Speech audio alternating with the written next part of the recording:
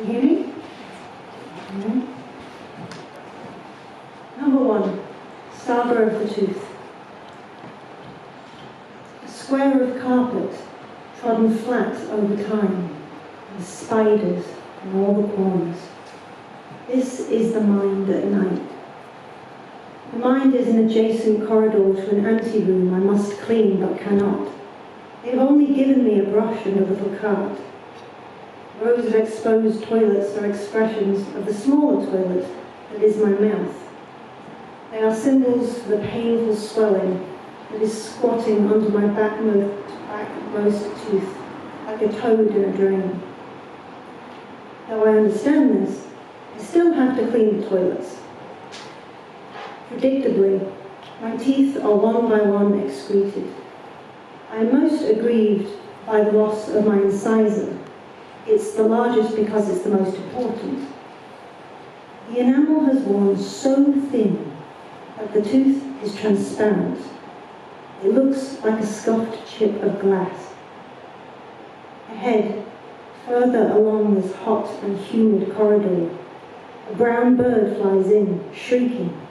It beats on the kitchen window in ominous frenzy. But the bird loses complexity when I carry it out into the light of day. And so it was that in a muddy sulk, I guessed who of my household would be next to die. There are no windows in the mind, because everything in that house faces in. Smashing the mirror with the fist, I noticed the way little Helena nests in the eyes, the ones with the golden eyes, where I see my mother at the kitchen window with a glass of coffee drunk. Life is tremendously beautiful, Mommy, says the kind being, not Helena's mother. I see my Goliath much more of a moron than the earth can bear, and I throw the juice at him. I see myself casted off from my own house at night in the orange cotton dress with my heart broken and rotten, where I wanted to take my eyes out of my school and cut my ears out of the flesh so I wouldn't see or hear that I'm not wanted or loved or welcomed. O Edipă postmodernă, the pale woman cu găuri în palme ce nu pot plânge. Deconectează-te, Lena, seara îmbracă pachetul de plastic în citesc la sobaiti la dubite la nava cu tine trăiește, dar nu deveni ca ei. You're supposed to use writing as a medium to confront reality. Black lives matter. All lives matter. But does my own life matter?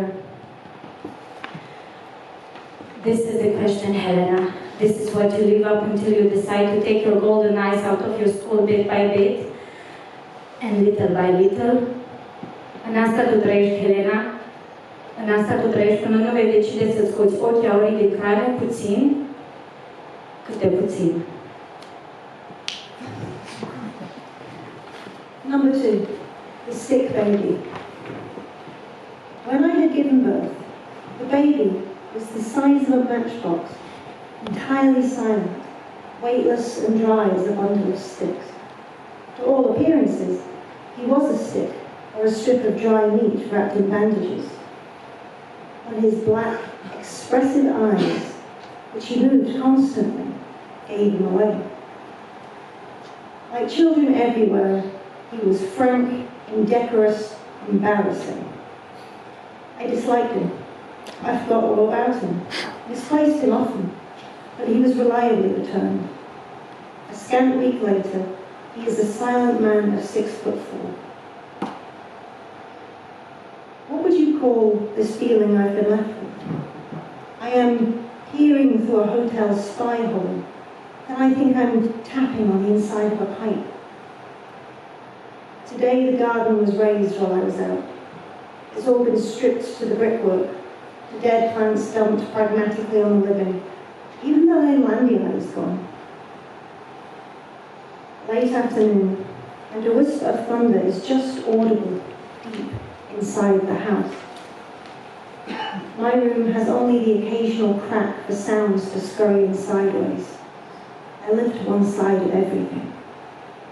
The rear window and boot of my heart are speckled with ghostly, child-sized handprints. The death seems transparent to you. You break boundaries, my love, and your stinging kiss leaves sand between my teeth. Youth never poisons you. You milk me and I swear like like a pregnant cow. I don't know what you're trying to squeeze out of me. Love, passion, sexuality, madness, iubire, pasiune, senzualitate, nebunie. Ești naiv și crezi în viitor. Crezi că o să mă întorc mâine la tine? Crezi că tatăl tău o să te placă și culmea? Că nu o să fii ca el. Suntem noi, dar suntem și ai noștri, cred cu tărie. You're naive and you truly believe in the future. You think I'll be back tomorrow. You think that your father will like you, and most ridiculous of all, that you won't be like him. We are ourselves, but we are also our folks. I truly believe this.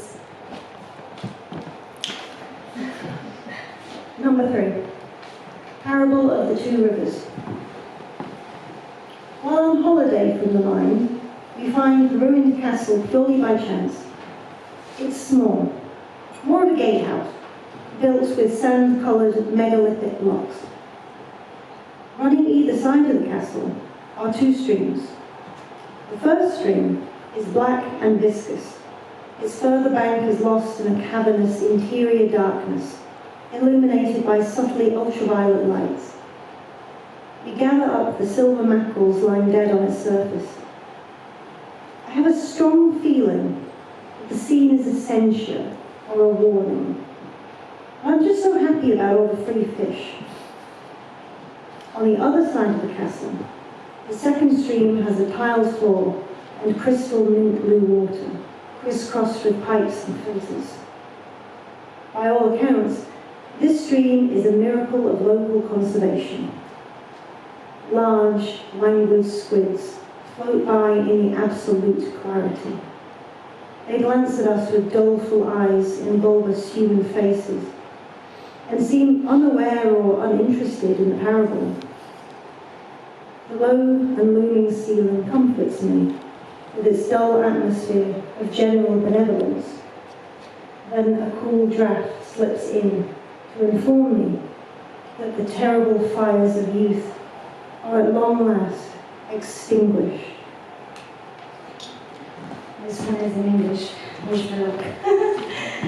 Let us not believe in those who tell tales of drunken drivers at the gates of the great totalitarian system which we live in. May your gas be cut off like your tongue, should you pay it not while you're getting a deep exhausted sleep before a performative existence and a performance itself with cat at Dragon's Hall in Norwich, England. May your upstairs piano go mute and may it fall upon you should you ask why all and quiet in the room. One morning in which you translate money into spiked sweat, open the door and find your milk gone bad in the coffee. Fuck up and toss away your life-giving coffee and have a quick talk with your milk about the weather and your lover's socks, smelly, horrendous holes in the big time socks. You know this kind of socks? Yes, that one. From males, our lost and curious species. From today onward, Lena, from now on, you are your own predatory male and his mate. May you squeeze fresh milk out of your youthful breasts. May you salvage the coffee from the rubbish bin. May you have the ceiling redone from whence under the ruined piano metamorphosed into contemporary art. Over your hairless head, and may you pay your fucking gas. May you become a good and a decent person. A country named Republica Moldova, a country named Romania, and a country named Bulgaria. May you leave the dragons tangled up in their dragon tongues of drunken systems with the fucking holes in the big thumbs horrendous socks. It's hard to be an adult in a house in which you are a child. E greu să fii un copil în casa unde ești adult. Number 4. The storm and the flood. The carpets of the mind are sodden and dark, where the real-life storm has entered. Every metaphor in the house cowers. The spiders turn into real spiders. Dark corners are suddenly docile and small. I go to a window and, very simply, open it. Balls of green sulphur blast in, loose objects bowl over, soft furnishings rapidly inflate and fall. Violet rain is descending on both sides of the wall. The alarm is moist, black and cacophonous. I stand there inside it, naked and white as a fish. The following morning is strict but fair. It finds me clinging to grasses on the riverbank. Post-deluge, earth and sky are all the same adobe brown. Brown are the public gardens with broad walks. Brown the topiaries and secluded terraces. Brown too are the delicate orangeries and high-ceilinged homes of my benefactors. I have come here with all that's left of my worldly goods. 2 suitcases, 2 children, and an ice-white horse. Just now, I have such faith in my betters that I don't require them to appear. Just a glimpse of a silk curtain in the window of a high room, a pink one, is my confidence in a higher society. Mulțumesc. Thank you.